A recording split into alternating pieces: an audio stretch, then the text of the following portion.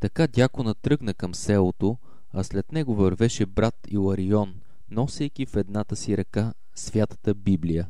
Към тях се приближи млад мъж с дълга брада, който им каза: „Тъкмо съм тръгнал към манастира, а я виж ти, Божии служители насреща.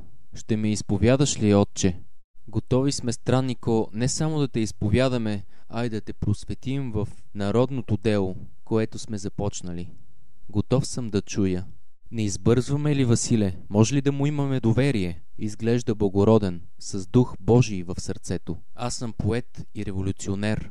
На България съм посветил живота си. Дошъл съм в манастира да се покая и Бог да ме кръсти с духът си.“ „Щом осъзнаваш греховете си, Бог ти е простил. Върви след нас.“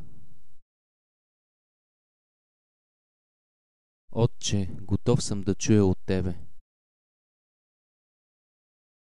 „Вярваш ли в триединия Бог, Отец, Син и Святи Дух?“ „Вярвам.“ „Брат Христо, покайваш ли се за греховете и приемаш ли Христовата жертва лично за твоите грехове?“ „Приемам.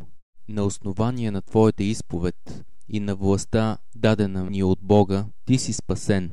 Приеми Святия Дух.“ „Приемам. Името ти е записано в книгата на живота и ангелите се радват за всеки каещ се грешник.“ „Благодаря ти, Отче. Толкова се радвам, че Бог ме е приел.“